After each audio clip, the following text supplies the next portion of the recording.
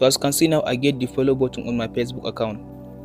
As you can see now, I don't have the follow button on my Facebook account. Now I will show you how to get the follow button.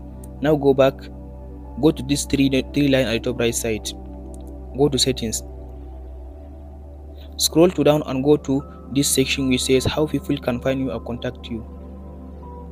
Tap on this first option, make it to friends of friends. Go back, go to first, change this option to public. Go back again, scroll to down and tap on this followers and public content. Tap on this first option, who can follow me. Tap on this public.